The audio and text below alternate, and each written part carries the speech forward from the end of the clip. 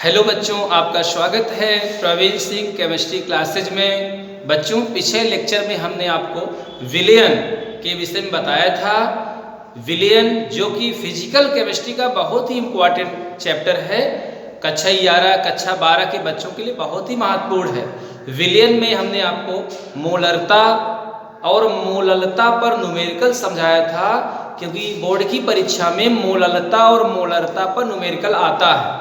हमें विश्वास है कि आपको समझ में आ गया होगा। विलयन चैप्टर में जो अगला इम्पोर्टेंट टॉपिक है मोल प्रभाज, उसके विषय में हमको चर्चा करना है। तो सभी बच्चे तैयार हो जाएं, कापी और पेन को बेटा ले लीजिए। जो भी इम्पोर्टेंट टॉपिक या न्यूमेरिकल बताएं उसको आपको नोट करना है। नोट करेंगे तो ज़बरदस्त कॉन्फिडेंस बढ़ेगा, आप बहुत ही बेहतर करेंगे। ठीक है, सबसे पहले हमको समझना है कि मोल प्रभाज किसे कहते हैं, क्योंकि जब तक मोल प्रभाज हमको नहीं पता होगा तब तक मोल प्रभाज पर आधारित न्यूमेरिकल हम सॉल्व नहीं कर पाएंगे। तो शुरू करते हैं आज का जो टॉपिक है मोल प्रभाज। तो शुरू करते हैं मोल प्रभाज। हमारा आज का टॉपिक है मोल प्रभाज। इसको हम मोल फ्रैक्शन के नाम से जानते हैं। ध्यान दें कि मोल प्रभाज क्या है, पहले हमको समझना है। किसी भी विलयन में उपस्थित एक घटक के मोलों की संख्या और विलयन में उपस्थित कुल घटक के योगों की संख्या का अनुपात ही मोल प्रभाज कहलाता है। जैसे समझने के लिए हम समझ सकते हैं कि विलयन है, विलयन विलेय और विलायक से मिलकर बना होता है। हमने पिछले लेक्चर में आपको बताया था, जब मोल प्रभाज निकालेंगे तो किसी भी विलयन का जो मोल प्रभाज होता है वह हमेशा 1 के बराबर होता है। 1 से कम नहीं हो सकता, 1 से ज़्यादा नहीं हो सकता। जो विलयन का मोल प्रभाज होगा वह 1 के बराबर ही होगा। जिस घटक का मोल प्रभाज पूछा जाएगा उसी घटक के मोलों की संख्या बटे होगा दोनों घटक के मोलों की संख्या का जो अनुपात होगा उसी को मोल प्रभाज कहेंगे। समझने के लिए हम समझते हैं। हमने कहा अगर विलेय का स्मॉल n मोल है, ये विलेय है, विलेय के मोलों की संख्या को स्मॉल n से लिखें और विलायक के मोलों की संख्या को यदि हम कैपिटल N से लिखें, तो अगर मोल प्रभाज हमको लिखना होगा, मोल प्रभाज किसका मोल प्रभाज हम लिख रहे हैं, विलेय का अगर मोल प्रभाज हम लिख रहे हैं तो फार्मूला होगा विलेय के मोलों की संख्या अपान विलेय के मोलों की संख्या प्लस विलायक के मोलों की संख्या का अनुपात ही मोल प्रभाज होगा।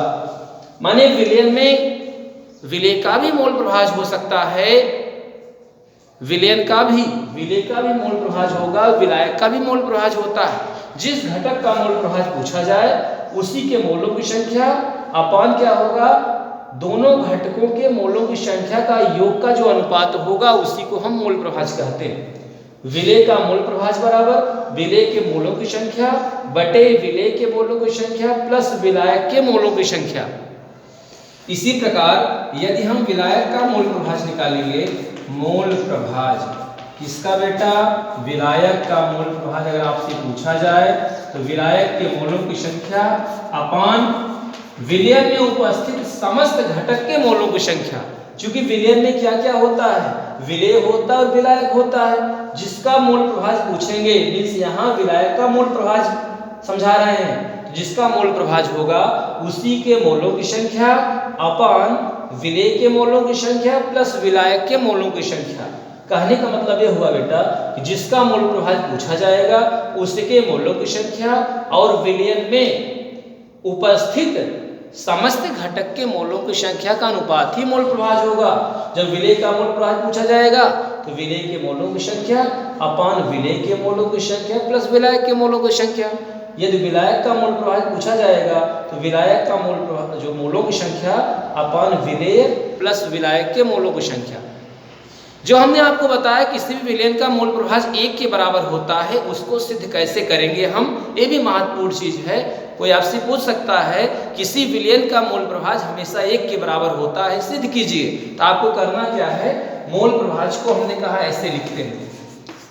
ये किसका मोल प्रभाज है, मोल प्रभाज विलेय को हम x विलेय लिखेंगे और विलायक के मोल प्रभाज को ऐसे लिखते हैं। तो हमने कहा कि जो विलेय का मोल प्रभाज है और जो विलायक का मोल प्रभाज है इसका मान हमेशा हमने कहा कितना होता है, 1 होता है। तो विलेय के मोल प्रभाज को हम क्या लिख सकते हैं, small n upon small n plus capital N। विलायक का मूल प्रभाज क्या होगा, capital N upon small N plus capital N. दोनों का अगर आप देखते हैं दोनों का जो है बेस समान है, तो क्या करेंगे यहाँ एलसीएम लेते हैं, ऐड करेंगे तो देखते हैं वैल्यू कटेगी 1 बराबर 1 आ गया। यानी किसी विलयन का जो मूल प्रभाज होता है वह हमेशा क्या होता है, एक होता है। उसको हम आपको समझा रहे हैं फिर से एक बार कि किसी भी विलयन का मूल प्रभाज 1 के बराबर कैसे होता है, उसको समझाने के लिए हम लेते हैं विलय का मूल प्रभाज प्लस विलायक का मूल प्रभाज, इसकी बराबर इसकी वैल्यू 1 आनी चाहिए। विलय का मूल प्रभाज होगा क्या, विलय के मोलों की संख्या अपान विलय के मोलों की संख्या प्लस विलायक के मोलों की संख्या। विलायक का जो मूल प्रभाज होगा वो होगा विलायक के मोलों की संख्या अपान विलय के मोलों की संख्या प्लस विलायक के मोलों की संख्या। हम देखते हैं इसका जो आधार है एलसीएम लेते हैं, दोनों का सेम है, ऊपर की संख्याएं जुड़ेगी, ठीक है, 1 बराबर 1 हो गया। इसका मतलब हुआ किसी भी विलयन का जो मूल प्रभाज बेटा होता है वो हमेशा 1 के बराबर होता है। कैसे पता चला, आपने कहा कि विलय का मूल प्रभाज प्लस विलायक का मूल प्रभाज बराबर 1 होता है, और विलय का जो मूल प्रभाज होगा उसको लिखना हमने आपको सिखाया है। विलायक का मूल प्रभाज भी लिखेंगे, कैलकुलेट करेंगे तो 1 बराबर 1 होगा। माने किसी भी विलयन का जो मूल प्रभाज होता है वह 1 के बराबर ही होता है। सभी बच्चे इसको नोट कर लीजिए, बहुत ही इंपॉर्टेंट टॉपिक है। इसके बाद हम मूल प्रभाज पर आधारित जो न्यूमेरिकल यूपी बोर्ड की परीक्षाओं में कई बार आए हैं उसको बताएंगे, ठीक है। इसको नोट करिए, सभी बच्चे इसको नोट करें, बहुत ही इंपॉर्टेंट है, ठीक है, नोट कर लिए हैं। चलिए प्रॉब्लम नंबर 1, जो मूल प्रभाज पर आधारित न्यूमेरिकल यूपी बोर्ड में कई बार आया है, संभावनाएं हैं कि 2021 में भी आएगा। क्वेश्चन क्या है, ध्यान दें। क्वेश्चन है 450 ग्राम, ध्यान दें, 450 ग्राम जल में एसीटोन, जल में एसीटोन के 5.8 ग्राम 5.8 ग्राम घोले गए, ठीक है। विलयन में जल तथा एसीटोन का मोल प्रभाज ज्ञात कीजिए। मोल प्रभाज पूछ रहा है, बहुत ही आसान है। करना क्या है, जब न्यूमेरिकल सॉल्व करने के लिए आए मूल प्रभाज पर, पहले क्वेश्चन को आप 2 बार पढ़ेंगे। क्वेश्चन पढ़ने के बाद आप सोचिए पहले दिया क्या है, करना क्या है। तो पहले क्वेश्चन को हम पढ़ते हैं, आप ध्यान दें। 450 ग्राम जल में एसीटोन के 5.8 ग्राम घोले गए हैं। विलयन में जल तथा एसीटोन का मोल प्रभाज पूछ रहा है। जब जल का मोल प्रभाज बेटा पूछेगा तो पहले हमको करना क्या है, जल के मोलों की संख्या और एसीटोन के मोलों की संख्या हमको निकालना होगा। जल के मोलों की संख्या निकाल लेंगे, एसीटोन के मोलों की संख्या निकाल लेंगे, तभी तो जल और एसीटोन का मोल प्रभाज हम ज्ञात करेंगे। क्योंकि जल का मोल प्रभाज पूछ रहा है, एसीटोन का मोल प्रभाज पूछ रहा है, तो जो जल का मोल प्रभाज होगा पहले उसका फार्मूला लिखेंगे हम। ध्यान दें, यहाँ लिखते हैं जल का मोल प्रभाज।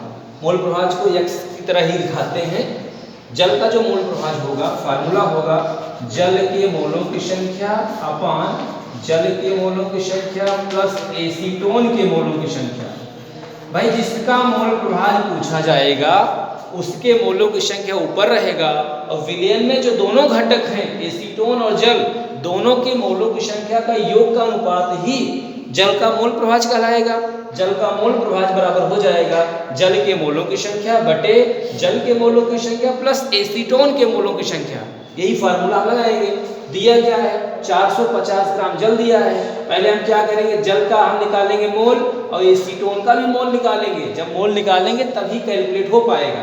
तो करना क्या है, सबसे पहले हम जल का मोल निकालते हैं। जल के मोलों की संख्या का सूत्र होगा कि जल का जो वेट है, कितना ग्राम दिया है जल, 450 दिया है। जल का मॉलिक्यूलर वेट कितना होता है, बाहर बेटा 18 आता है। सॉल्व करेंगे हम, 18 2 जा 36 और 18 5 जा 90।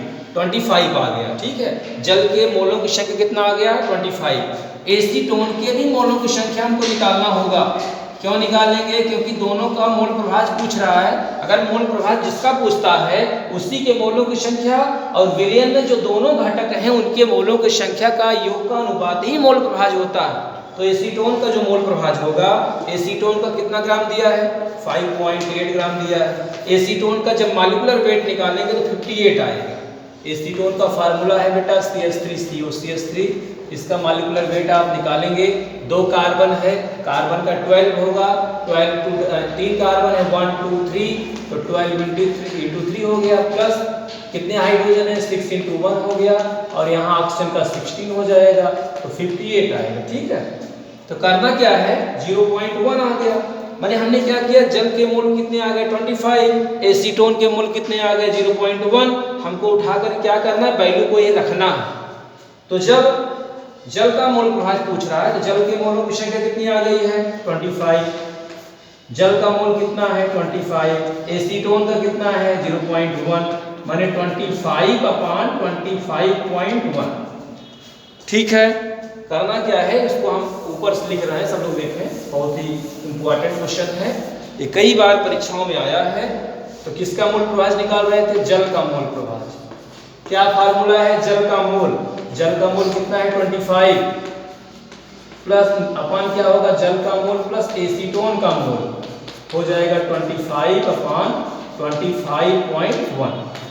इसको सॉल्व करेंगे, जैसे ही सॉल्व करने के बाद जो वैल्यू आएगी आप देखेंगे 9.96 10⁻⁻1 वैल्यू। इसको आप नोट कर लीजिए। जल का मोल प्रभाज जो है जैसे ही सॉल्व करेंगे आप 9.9 into 10⁻⁻1 आएगा। किसका मोल प्रभाज आ रहा है, जल का मोल प्रभाज आ गया। ठीक है, ऐसे ही एसीटोन का भी मोल प्रभाज निकालेंगे। जब एसीटोन का फार्मूला है CH3COCH3, एसीटोन का जब मोल प्रभाज निकालना होगा तो एसीटोन का कितना मोल है 0.1 है, और जल का कितना मोल है 25 है, फिर एसीटोन का है। तो जैसे ही वैल्यू रखेंगे, यहाँ से वैल्यू रखने के बाद क्या होगा, बाद में हम चेक भी करेंगे, जो मोल प्रभाज होता है वो हमेशा 1 के बराबर होगा। 0.1 अपान हो गया 25.1 मोल प्रभाज। इसकी वैल्यू जैसे ही सॉल्व करते हैं 3.98 10⁻⁻2 आएगा।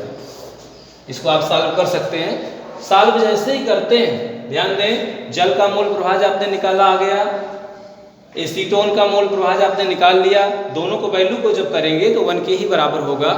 तो कुल मिलाकर के आप ये समझ सकते हैं, ऐसे प्रॉब्लम यूपी बोर्ड में कई बार आए हैं। ऐसे प्रॉब्लम को देखना है तो घबराना नहीं है, 2 बार उसको पढ़िए, फिर जो क्वेश्चन पूछता है, जो दिया है लिख दीजिए, जो पूछता है उसको वैसे ही करेंगे।